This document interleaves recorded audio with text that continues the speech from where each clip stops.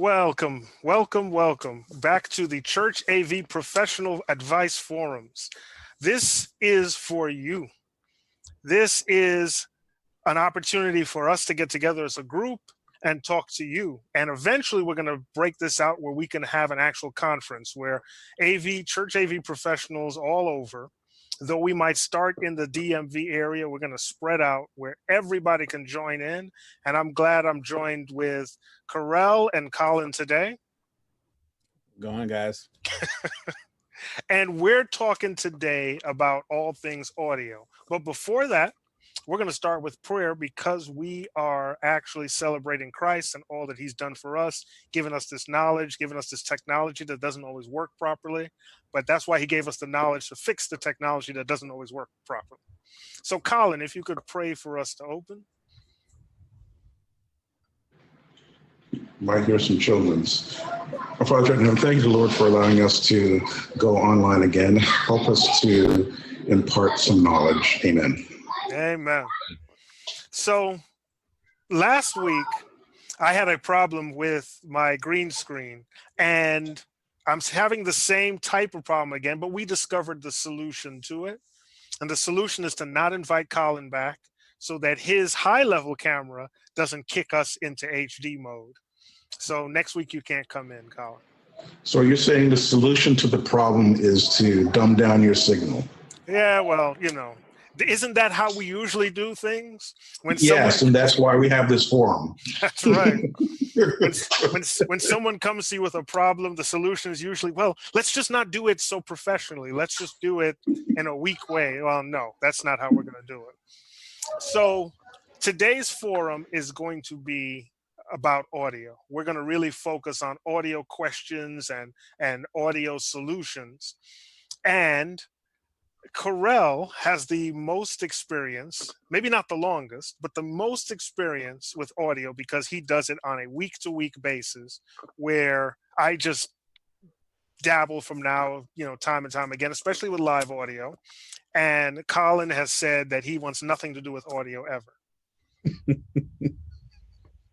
So my first question is to Carell. What is your typical day? Let's say you have a 10 o'clock to 12 o'clock meeting. Mm-hmm. It's a live meeting. Mm-hmm. What does your day look like? Well, actually, more than likely, it's not going to start with that very day. Let's just be honest, okay? So, for a majority of what I do for my day job, I'm dealing with support calls and other things like that, but we also have conferences that'll happen in our conference rooms. And a lot of the game for me is figuring out what the needs are before we even step foot into that room. So the key thing on any request that comes in is figure out what it is that they need if they didn't tell you everything, because I'm going to guarantee you more than likely they didn't tell you everything. When the folks are planning out the meeting, they're thinking about, well, we're going to have lunch here, we're going to do this, we're going to do that, we need to this. And the very last person they call is, oh yeah, and we need to be able to present or, have the microphones in the room, right? So they're thinking about all the AV stuff last. So that's the first place where I start. So usually a lot of my stuff starts with pregame before we even step foot in that room. After, we figure out what the needs are, get things sussed out, because some people may have certain ways of describing things that you just can't make sense of until you're like, oh, what you're saying is you need a 25-foot cable. Mm-hmm. Got it. Okay. So, we try to make sure that everything is ready to run prior to the meeting going, and then, whatever the needs are, we're there to supply it. And so after I figure out stuff, hey, like I just did this today for tomorrow, actually. We have a meeting happening in our building in the largest conference room that we have, so we can be socially distanced, right? And they need to use the PA system in there. So I went in and did a PA systems check, make sure the mics are functioning. We have not been using that room in over 5 months, right? Haven't been having meetings. So went into the room, tested it today, made sure the audio was working, none of the amps blown, all that stuff. Mhm. Usually these pre-flight checks happen fairly quickly, but if you don't do them and then you discover something's broken, you're going to have a very bad day or a very bad morning or evening, whenever your program is. So it's always good to just go in and double check the stuff. Yeah, so I checked the video system, checked the audio system, and made sure batteries were fresh inside of our microphones, all of that, right? So then you get to the day of, right? And then it's just dealing with the needs of whoever, you know, is there, right? And more often than not, it's not really about the technology at that point. It's about how comfortable the folks are with just being there in the meeting and making sure that everything's working. All right. Right? That's a key component here. It's not about, you know, well, I'm going to make sure I take out 5K and do this and you know, really kind of get into the nitty gritty that other people are not really going to pay attention to. A lot of folks just don't care about that. Mhm. So let's just get into it, right? Nuts and bolts. They just care, is it working? Am I going to have an easy time presenting? And, you know, what are things going to look like, you know, on the screen? So I know it's an audio question, but, you know, for me, I kind of jack of all trades, everything. So we have to double check everything. But the process is still the same.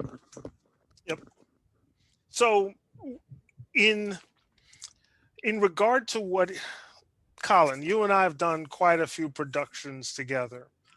In regard to what he's saying, how does that work for a full day's production? I know I started talking to Carell about a couple of hours.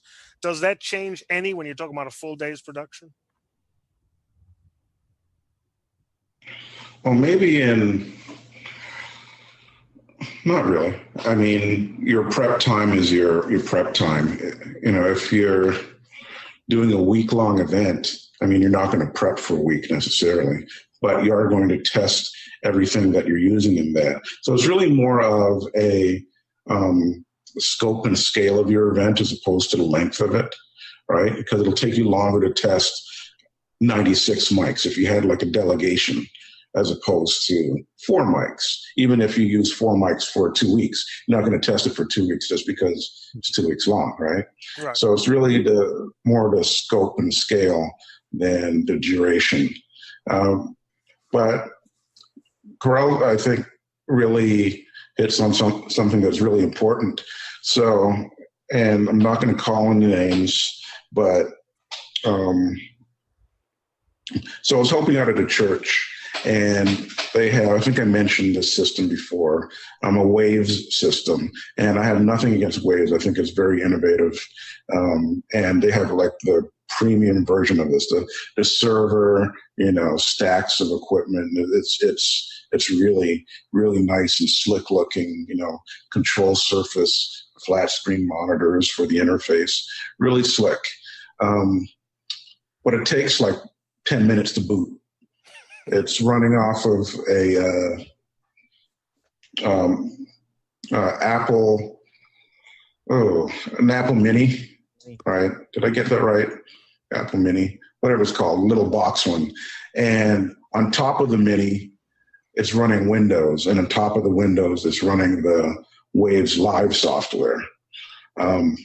So church service begins at 10:25 a.m. with, you know, the song service, or I should say the virtual church service starts in real time at 10:25 and then goes live at 10:35 with the song service and whatever preliminaries and then the sermon. Well, at 10 o'clock, the audio operator wasn't there. Right? And I'd never seen this thing before in my life, to tell you the truth. So I managed to figure out how to turn it on, right? I said, well, the audio guy isn't here, and I need to test the video. And of course, you know, video with no audio is just a silent picture, which no one really wants to see on Facebook, YouTube, on the web, or anywhere, right? So I said, let me see, to make sure we're getting the sound from this thing. So I couldn't find the input for ProPresenter because it was like on page 3 of some menu down somewhere. Anyways, I managed to call the audio operator, who was still not there, and say, okay, I'm trying to find the pro presenter input. Look through some pages. Where is it? Oh, it's on page such and such. Great.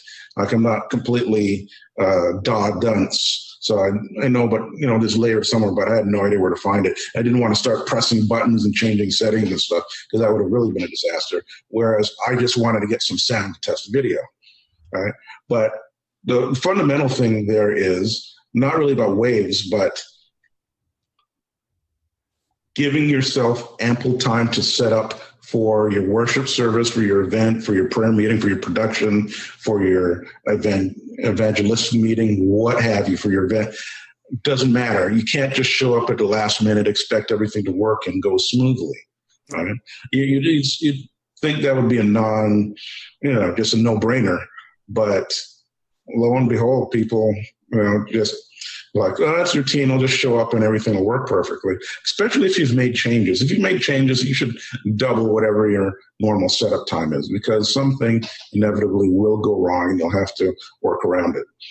And if you don't have a number two or a deep chart or a depth chart of volunteers that have the same knowledge you do, it's very important that you show up with ample time to get stuff done. Mm-hmm. So you were not talking about, hey, let's just throw more equipment at it. You're not talking about, hey, if we throw money at it, it'll be solved. You're talking more about how we as people, we as AV professionals, we as AV volunteers approach our jobs. Yeah, you can't throw money at the problem. I mean, you can throw money at the problem, but you wouldn't necessarily get the desired effect, right? So, you could have the greatest piece of hardware, software, what have you out there. And, if you don't have the people there to operate it, it's just a paperweight, right? Right. So waves in my hands, not a happy day, right? It could be the best system on the planet, right? But I don't know how to use it. I don't use it. Right? I haven't been trained on it. So, maybe I'll find a master fader and an EQ if I dig really hard. Right? But, I think the managing the people most times is more challenging and sometimes more important than managing even the process or the equipment. Yeah.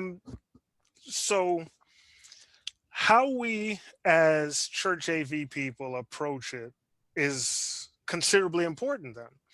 We're talking about a situation where we have to approach it as a paid position, and we will tackle that topic coming up real soon.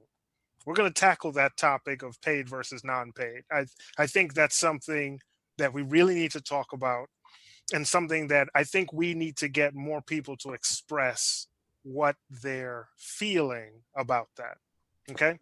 So we need to approach it from a production standpoint, because that's what it is. Okay. Mm-hmm. So, Carell, give me a breakdown example of your plan. Someone comes to you and says, in 3 weeks, I want to put on this event. Let's go from beginning to end, just focusing on the audio part. We're not going to throw video into it. I got you.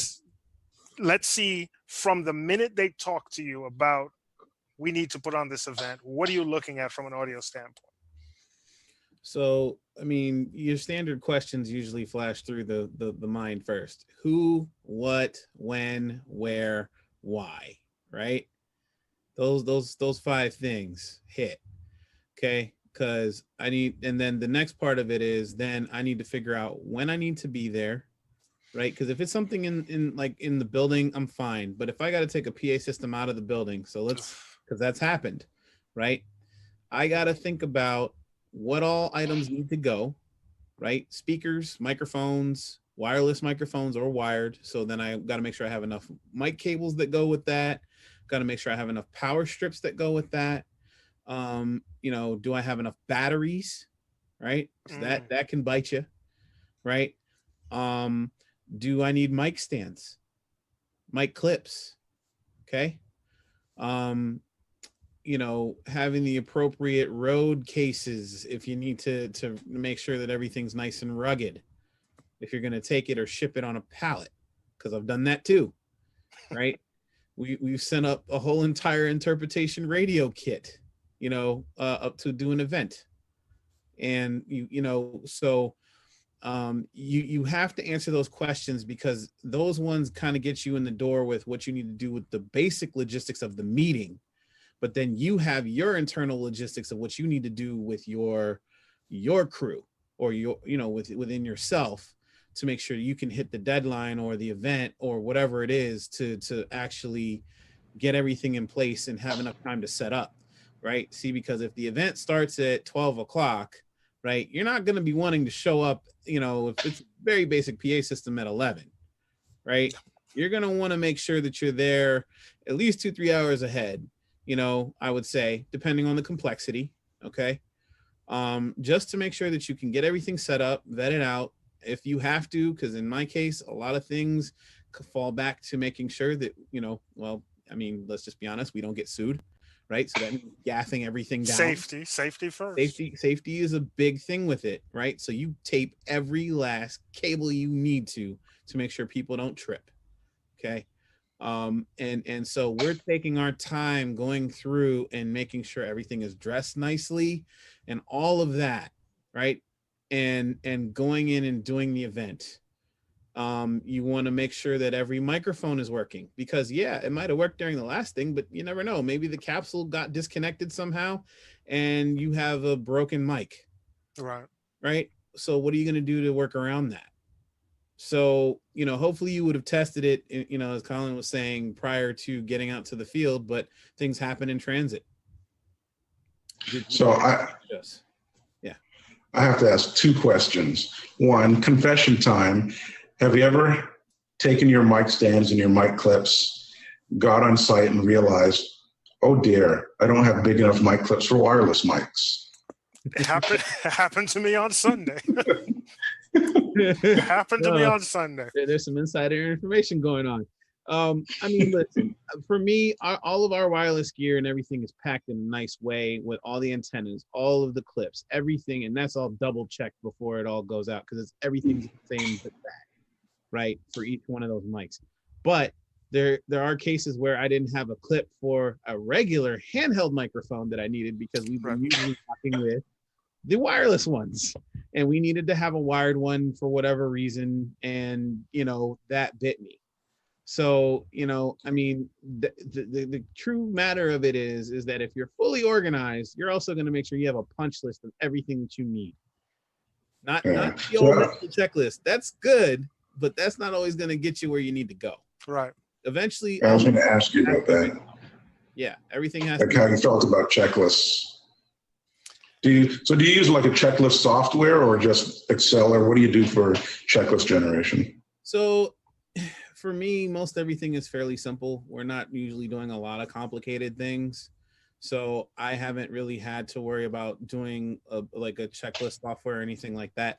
Although I will say, I've been wanting to get onto a databasing software that we can use to check things in and out, because there are points in time where I've gone, hey, where's our big, large boombox CD player that we use for playing music out in the courtyard? And I can't find it.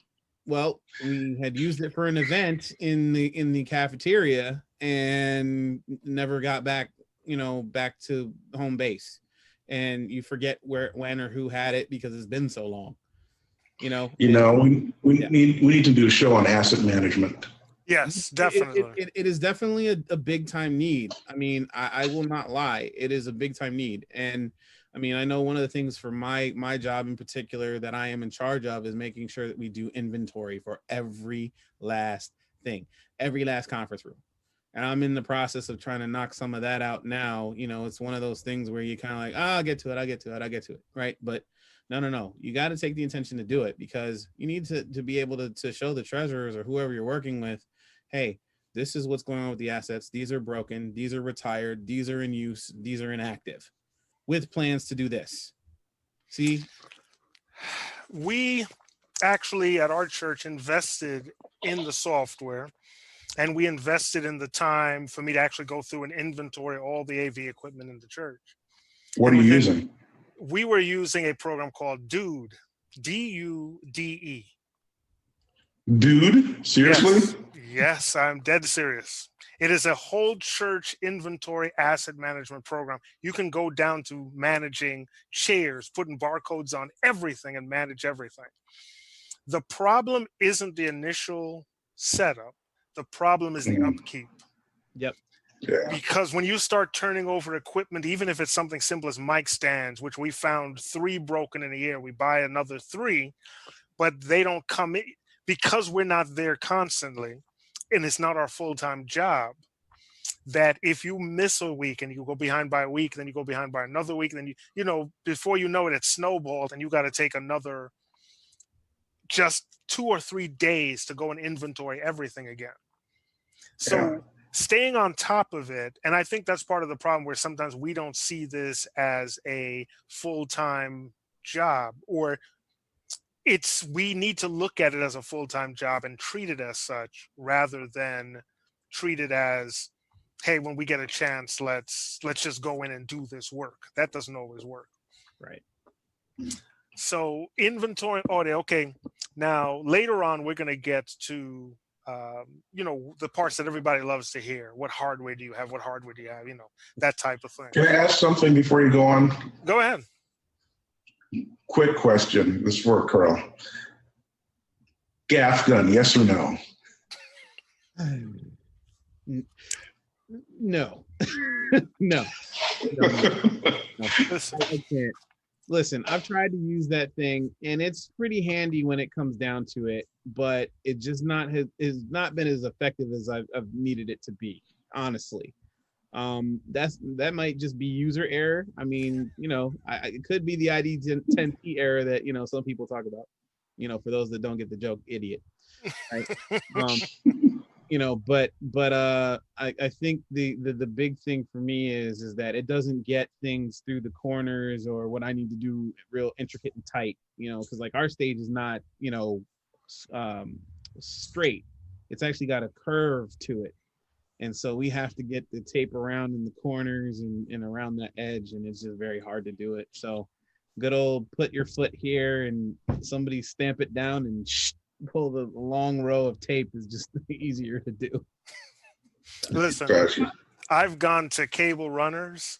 It's a great thing. I found a Velcro set on eBay. I actually got it to match our carpet. Ooh. So I'm happy. Really? Yeah. I got a set. I'm a big fan of Velcro carpets. Now you probably saw that from me, Robert, and I stole that idea from the production crew at Bloomberg. I saw them put that down. I was like, I'm getting that. Anybody who sees it, especially when they see it laid out and used, you're like, no, I have to buy that. I don't care what it costs. I'm buying that.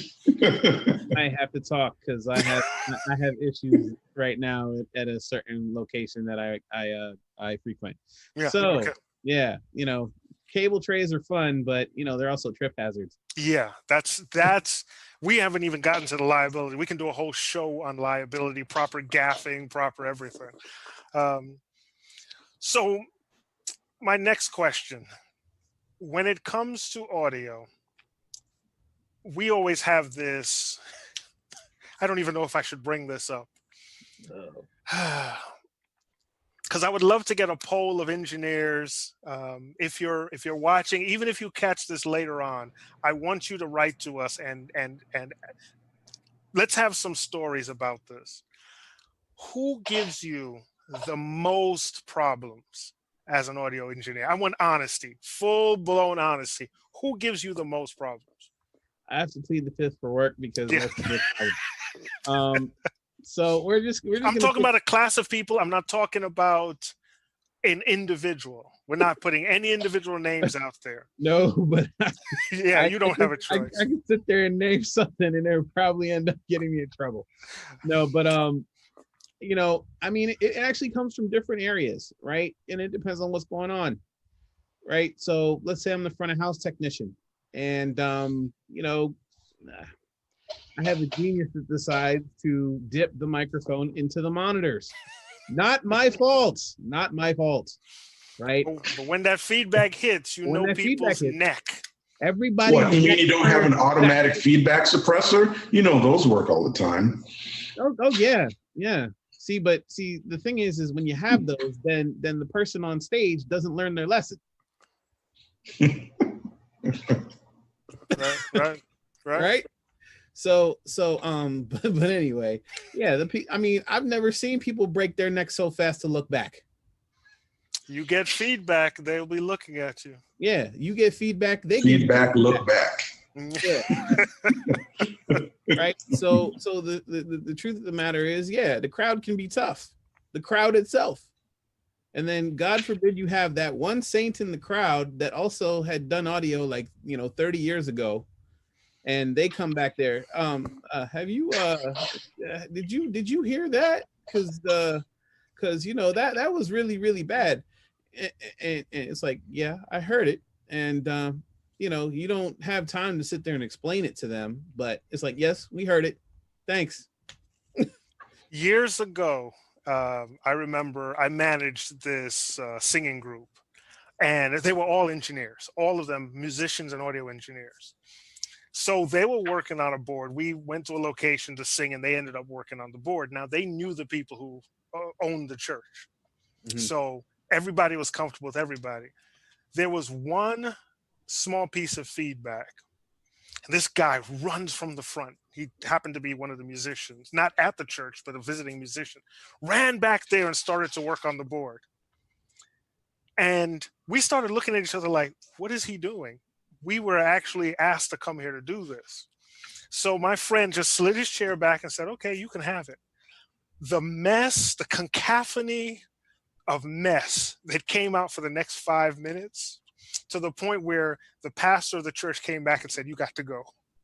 Sometimes you just have to let people experience it. You can put your own ego aside and let them show their true colors. Because what's the worst that happens? They fix the problem and everybody does better? No, we could all learn something. Or you deafen everybody. Right. There you go. So then, sometimes, you let them experience the problems on their own. Yeah. And I mean, hey, look, if you're going to be simpleton and tip the microphone into the monitor, you deserve to get blasted right in the face. I mean, people might look at that as me being callous, but it's just like, hey, you talk to other of my colleagues and they'll probably say the same thing. Now we're going to do whatever we can. I mean, hey, some people try to do, give me for this, but the whole Captain Morgan thing over top of the monitors with the mic in hand and try to make that thing feedback as best as they can, because they know that some of the artists that they're going to work with, they're going to do that. Yeah. Right. So you've got to be prepared as the engineer to handle that situation. The other thing is too, right? So you talk about other people on that list, right? You have senior leadership that also can be the worst culprits in terms of certain things. You wanted to lead with that, girl. Yeah, well, you got to be careful. But the thing is you got folks that easily have been in the music environment. I'm not pointing any direct fingers, but they've been in this for a while. They stand between them wedges, and normal levels for, like, say, your praise team isn't going to phase them. They're going to actually ask you to go louder. Yes. They blew their ears away. Yep. Over time. Yep. Pointing out anybody in particular. So, the point is that, you're going to run into those situations and scenarios, and then knowing how to maneuver them is what's going to be the biggest thing, because some things might warrant there's a problem. Grab a knob, act like you're turning it down. That's right. And is that better? Oh, yes. Okay, great. Cool. Thanks for stopping by. That's what I call the phantom. I just gave away the juice. The phantom operator. You turn a dial and your thumbs up. You're good? You're good? Okay. But then there are times where things are legit or something happens and you need to address it, and you go down and try to do what you can. I mean, but again, with a lot of the things that we deal with, show prep, early show prep, line checks, all that stuff usually helps you in the long run to try to make sure that you don't run into issues. So that way, when you do have an issue in the show, you can address it because you're not worried about everything else not working. I think one of the things that is overlooked is sound check. I really have a problem when we have sound check time and people are using that for practice time. I think we would be better off if we use that for actual sound check. You get up there and you check, because one thing that's, like I said, that's really overlooked is the rapport that the singer can get with the audio person. Yep. You can go back and forth and say, hey, how's this level? How's this?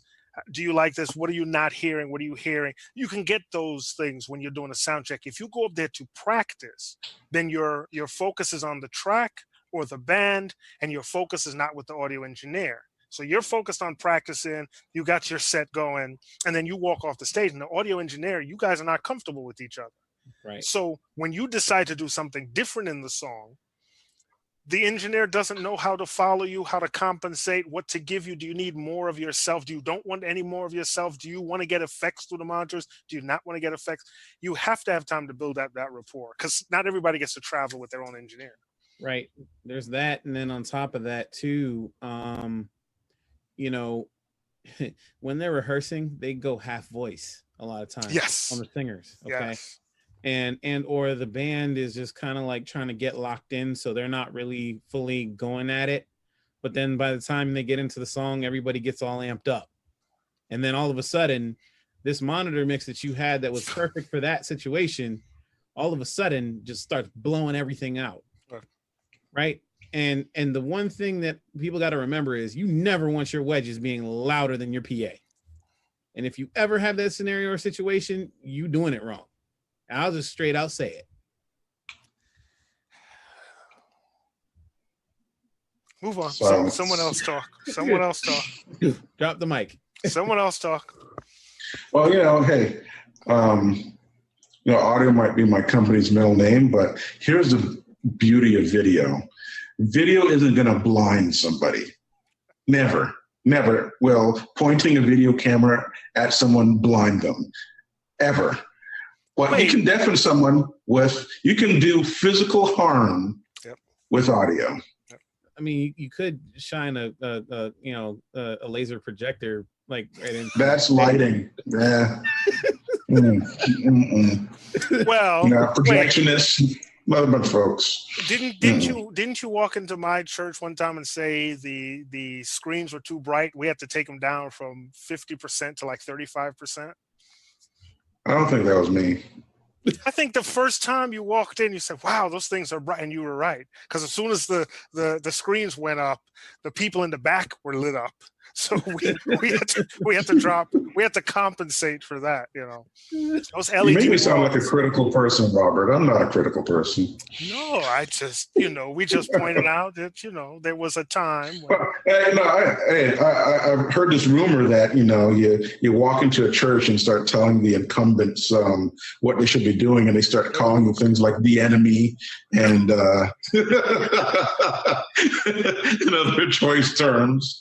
We have a rule now that when we visit other people's church, we don't critique poorly. We just ask questions. Hey, why did you fly your subs? You just ask questions. You don't critique. You don't walk in and say, I would never do that. Just be kind. Robert, that's not a fair question to ask us. That's a different story. Different story. You have to play to your audience. See. That story might happen to be true where I'm at. No, but yeah, I mean, the thing is yes, the amount of harm that you can do is real. Okay. Just point blank. And so we have a serious responsibility to make sure that we protect everybody, right? From the adults with hard of hearing all the way down to the newborn. Okay. Mm-hmm. Right. And loudness is a real thing. And it's not always about loudness. And that's the thing that people need to understand. Loud is not always better. Right. Okay. It's really about clarity that a lot of people are trying to get to. But that doesn't mean, well, okay, I pushed up this lead vocal. This is sounding right because I got this done. and then you push up all the other vocals around it, and then everything got muddy. Well, did you EQ your stuff right to try to make sure everything fits? Or if you're in a stereo environment, did you try to pan them out a little bit to clear out the center, right? If you're in a mono situation, that's a little bit harder, but the thing is understanding what it is that you're shooting for, in the end. And one of the key phrases that I use is it's sound reinforcement, not sound replacement. Sound redistribution. Sometimes sound replacement is a good thing. Never mind. We're not talking about New Year's on anyone. Anyway, yeah, all I want for Christmas. So, all right. Well, yeah. Before this is over, I want to get into some hardware because I have a specific hardware question. Sure. We have been using an iLive since it was actually in production. Okay. The Allen and Heath iLive, it's a T112, excellent preamps, really good sound. However, it's getting a bit long in the tooth. We use. Why does it matter? I have to interject there. Why does it matter? I mean, you have folks that are clamoring over like boards made in Great Britain in the 70s to get a specific sound. Why does age matter? Well, seriously. Because now that you're dealing with digital boards, with an analog board, if your pot starts to go bad, you can take it and repair it. With a digital board, you're really hamstrung by the firmware updates or the continuation of support by your manufacturer. And since it's out of production and it's out of warranty, as you start to see the quality degrade, you're not going to get anybody to service that board. There's no, and the amount of money it would take to ship it back to an Allen and Heath dealer to get it fixed, at that point, you're basically looking at least half the cost of a new system. But I have to ask though, if it ain't broke, why fix it? Because it's on its way to break. How do you know? I mean, seriously. I mean, I'm asking from a complete position of ignorance. Like, I mean, do channels start failing? Do faders start going up and down by itself? I mean, what are the dying signs? You think I'm joking? After a while, as you do more and more scenes, there's times when the board will stop. It'll just lock up on you. So the audio will still play because remember the surface is different than the actual processor. Yep. Sure. So the processor will stay working, but the board is now not responding. And as you scramble, let's say you have an iPad, you're not able to control it there either. It's not responding to anything. So heaven forbid something happens during that time frame. And usually it can go from between 30 seconds to a minute, maybe a minute and a half where you can't control it. And all of that time, all you can do is pray, let nothing change, Lord. Let nothing change, Lord. Let nothing change. That's not giving me comfort, Robert, because, I mean, I have I'd say a truce with technology. I live with technology. I profit from technology. I'm pretty adept at technology, but I don't trust technology. I keep technology on a very short leash. So like all my computers are failing. They said, you know what? It's a COVID pandemic. We don't want to work anymore. We're just, your Outlook isn't going to work.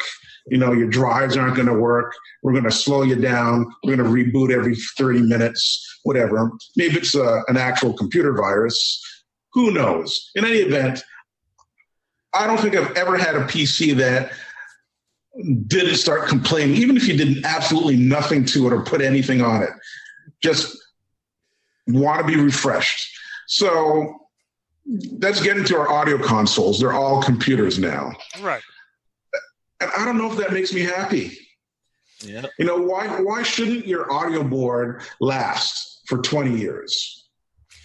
Well, in truth, no audio board lasts for 20 years. You're always going to end up with wearing down of the components. Even analog board, they won't last for years. The issue is how can you repair it? So Well, you don't repair computers. It's not worth it. You chuck them out and you get a new one. That's the problem. I mean, let's be honest. The new washing machine that I got maybe 5 years ago, the first thing they told you is the mechanics aren't going to fail. It's the motherboard that's going to fail. The circuit board's going to fail on you. So that's what you're really warrantying. And once a company says we're no longer supporting this line, you have nobody to turn to because you're not going to get a third-party person to fix it. Where is that little thing? I'll be back. Keep going. So Carell. Yeah. What would you do? You have to plan for the future because part of our problem is we always wait until something fails, and it's always going to fail in the middle of a service. Let's be honest. It's not going to fail on the weekend where you turn it, like during the middle of the week, you go in for prayer meeting, you turn it on, it doesn't work. No. It's going to be in the middle of service where it dies. I have a story about that one. Let's hear it. So, Friday night, they're there. The kids are doing sound check, because we have young sound staff. So they're there doing sound check and everything was fine. So they go shut the board down, all that fun stuff. Actually, did they shut it down? No, they didn't. They didn't shut it down. They left it running overnight, which is fairly common for us. We have an analog board at the church. Okay. Here's the thing. We got 2 power supplies with that desk, right? They can be plugged in series, so that way if one fails, the other one will pick it up. We did not do that. So the other one was in storage sitting in the closet. Well, they go into church Saturday morning. Everything worked Friday. Go in Saturday morning, push up the fader. Nothing was coming across that board. And so one of the senior guys that was there, saw the guys having trouble, calls up one of our other lead engineers and he says, "Hey, this is a problem." So then he says, "Look at the status lights at the top of the board," and look, and one of the lights was out. So the power supply had actually failed. Oh. Right. And so they scrambled, got the other one, plugged it in, fired the board up, and it fixed the problem. Right. Now, if they were in tandem and that happened and then the second one failed, we would have really been up a creek. That's right. Right. Because we wouldn't have seen the first one failing because, they're down on the floor in the rack. Right. But the truth of the matter is analog, digital, whatever, they're going to be things that are going to be prone to fail. And, it's what you're able to do to get around it that is going to mean the most.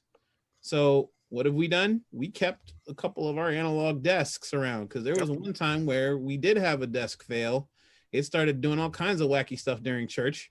So unplugged everything, plugged in what was essential, and we ran church, within 30 minutes with that other desk because the one we had failed. So that's 2 stories for one right there. Mm-hmm. And maybe that's where I'm going. I think we had this conversation maybe 2 episodes ago and about culture, manufacturer culture. So I went to grab my good old Sony and I can't see myself, so hopefully this is framed okay. My old Sony V1U, what is it, HVR V1U, old HDV camera. This thing still works as well as it did when it was manufactured in 2007, 13 years ago. The only reason I can't use it now is because the sensor is, I wouldn't say garbage, it was great for the time, but now it's too noisy to be considered a professional picture, right? Yeah. But everything works. Every dial works, the focuser works, the microphone works, all the buttons work, even my goodness, a mechanical transport in it works. Can you imagine? A mechanical transport 13 years later still works. So why can't we make stuff like this anymore? Really? Is it because we have to do planned obsolescence? Because, and I know it's a video camera, but we're talking about audio here. To me, audio hasn't leaked that much in the past 40 years like video has to say, wow, my ears have just lit up. It's just like, that's the best audio I've ever heard, to where it's worth saying, a new processor for audio. Wow, that's amazing. That's like going from standard definition to 4K. audio. I mean, that's just amazing, right? So you want to keep not recycling, but refreshing your audio gear, because there's just leaps and bounds and functionality in what you can hear. I think the interfaces have gotten better. I think the equalization or the analytics, the analysis, cool things like being able to stare and shape sound and all that stuff's gotten better. But actual audio quality, I don't know. I've heard some really good stuff recorded at Motown on big old, 1-inch reels that sound amazing, right? Whereas, digital's like, I can do fancy stuff with it, etc. But why can't we make stuff that works? Well, that's a whole other topic in and of itself, and that has a lot to do with companies. For them to be viable these days, they have to sell a certain volume. And if, like, we've had our board for 5 years, no, it's going on 6 years now. When you think about it, having a board for 6 years for a certain crowd it's the old. I mean, they literally don't support it anymore because they want you to buy into their new system. And what you mentioned, Corel, is we couldn't do that anymore. We couldn't just take an analog board and swap it in and it would work, because part of the transport is the digital communication between the two different racks that we have, 3 different racks. So if our main board dies, we lose our streaming, we lose our audio, we would lose our band, we would have microphones. That's it. Now, let's be honest. Sometimes you want just a service with just microphones, and we'll cut down on some of the length of things. But to answer Colin's question, it's really planned obsolescence. That's what it is. Yep.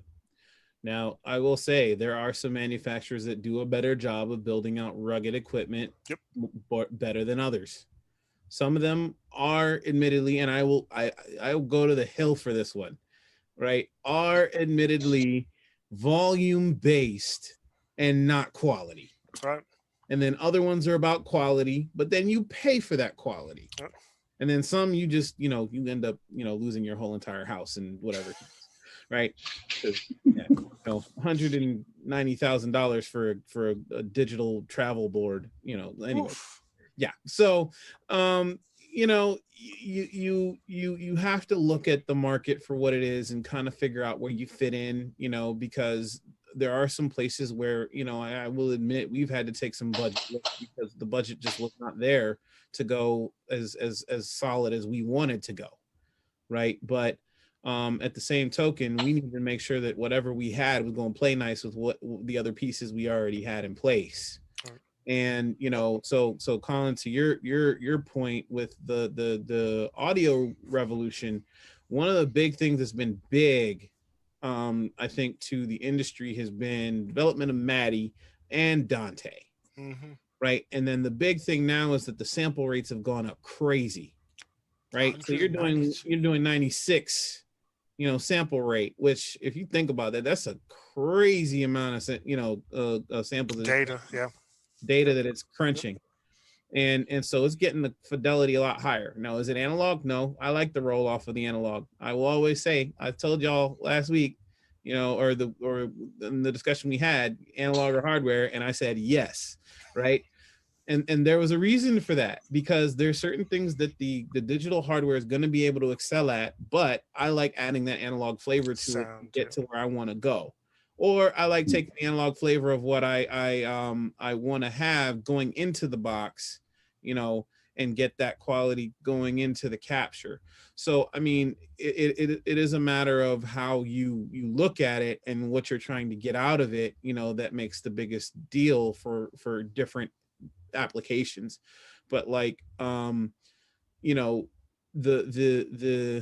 big thing is looking at the advantages that certain things give you. I mean, Dante is huge now because it's allowing for cascading of multiple boards together, so you can have a broadcast mix, you can have a front of house mix, you could have a mix from a broadcast truck, so you can do something separate for the stream.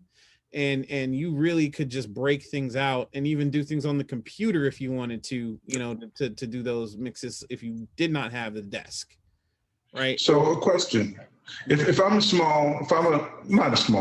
a church, any size church, and I'm trying to make the decision, okay, do I buy the $190,000 console and keep it for 10 years? Or is it more advantageous to buy less expensive equipment that is pretty much, I wouldn't say temporary or recyclable, but that I know, I'm going to do a 5-year cycle, then I'm going to refresh. So I always have the latest. I mean, what is the strategy really to pursue? I'm going to answer that without answering that, because it's a discussion I had with my son, actually, who's really into audio. And we came across the Behringer Wing. That's a new board that they just brought out. We looked, someone had mentioned it to me, so I looked it up, looked at a YouTube video on it, an explanation of it, especially compared it to the Personas. And I was blown away by it, especially when you think about Behringer. If you go back 10, 12, 15 years, Behringer was considered you buy it if you have to buy it. It's the ultimate stopgap. But the Behringer Wing was so Fisher-Price of audio. Yes, but it is so impressive that when we compare it to the 6-year-old Allen Heath, we were like, this board can do 10 times what the Allen Heath is the iLive was an excellent line. But he asked one question: will people be able to use it? You think about it, not everybody is a church AV professional. We rely on volunteers for a lot. Could you put that board in front of somebody and say, hey, I need you to run a service? That answers your question in a way. Will the $192,000 board actually be usable? Or is it for people who are just pure audiophiles who want to get into the nitty gritty and route? I mean, the routing of the Wing was so impressive that you don't have channels. You just have inputs and outputs, and you can map them any which way you want on the fly. But imagine giving that to someone who's used to channels. Will they be able to do their job? Yeah. I mean, for me at work, that's why I chose the iLive board. I have the very same one that you have, right? Because at the end of the day, if you hit select on one of the channels or one of the fader banks, right, on the particular channel or fader, it would pop up, in the center section. It's very similar, graphic display to what you might see on a channel strip, because you hit the button, boom, and then, okay, there's my EQ section, there's my dynamics, there's this, right? And one other thing I wanted to highlight, I guess, before I go on with the rest of that, is the outboard gear that you would have to, bring in to do a job, right, is just not available to you. So that is a huge difference, Colin, I think, in terms of the advance in technology, right? You have to have almost like a whole entire semi-truck worth of analog gear if you wanted to have all the compressors you wanted, all of the EQs you wanted, Right. Every last bit of processing that you want to put on this thing before it ever went out to the broadcast. Now I've got all that analog gear right into that one box, and specialized stuff too, because some of the premium things you can get on some of these things it's like I never left the studio, for me personally, because you've got the 1176s, you've got the LA2As, and some of the other things that people like to play with, in the studio. Because these manufacturers are trying to think towards that crowd, so but getting back to it, yeah, the configurability of these boards and the usage of the boards and how they're laid out, I think has a lot to do with how you approach your installs for your people, right? And if you have the folks that are stellar and can do it, then the thing is, you go in, you program the board, you have things backed up on a USB, and if they go and mess anything up, you go back and you can recall the preset. But if you forgot and you left the administrator layer and they went and saved something on there, you have it backed up on that thumb drive with that latest revision that you did, and it goes right back to square one from where you were that last time. or somewhere where you can maneuver back to where you were currently. And that's one of the key things I think people need to know, right? So if you don't have that talent in house, then what do? Right? Well, you go talk to an audio professional from a company that's nearby, get them to come in, set you up, get it done, and have that saved. And then you take that thumb drive and put it somewhere where no one else can mess with it. It goes under lock and key, because that is your salvation. Right. And that's where a lot of these companies now are making a killing right now, because a lot of churches are in big time need to get their streaming setups going and this and that. They don't have the personnel to do it, and that's how they're getting by. And there's nothing wrong with that. There's no shame in that game, as long as the folks know what they're doing, right? Because you can get messed over by contractors too sometimes. But I mean, as long as you can police the situation, or at least have people in the know, or even consult with somebody that's in the know, like this group, right?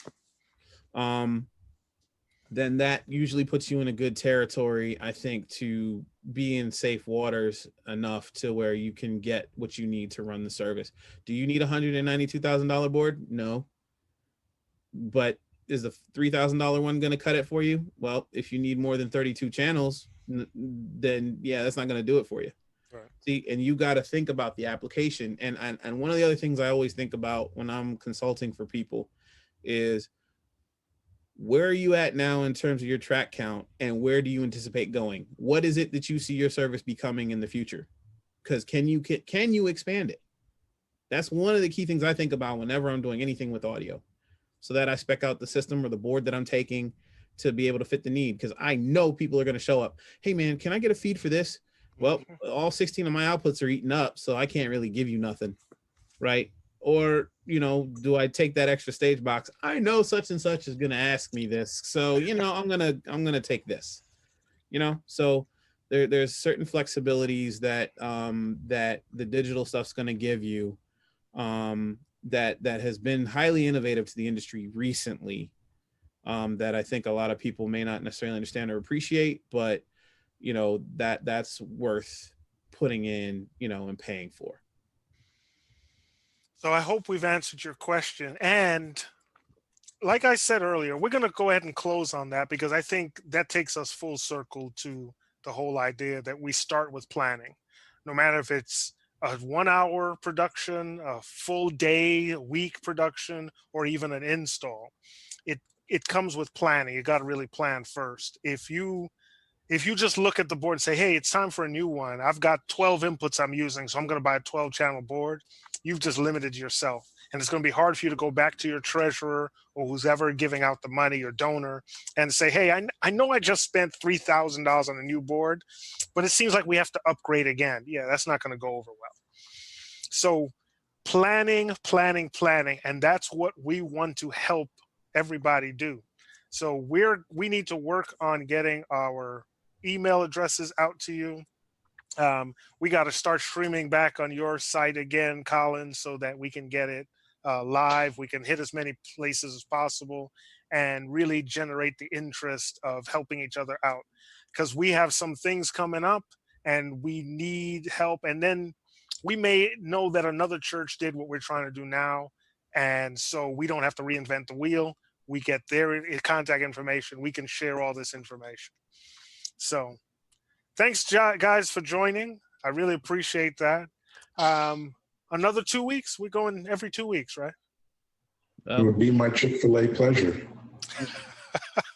We try, man, but I'm not gonna lie, it's getting a little busy for me. Yeah. We're heading into big time meeting season, so all this planning stuff we've been talking about, yeah, I'm going to be right in the thick of it over these next few weeks. Right. So we'll make it happen. We'll get back out there and try to get another show in, even though things are kind of hectic. So that's right. It's okay. Just give us your Zoom code and we're good to go. Yeah. All right. Thanks again. Let's see. On our way out, I'm not going to play the music, Colin. I'll spare you this time. So have a good night. All right. You too.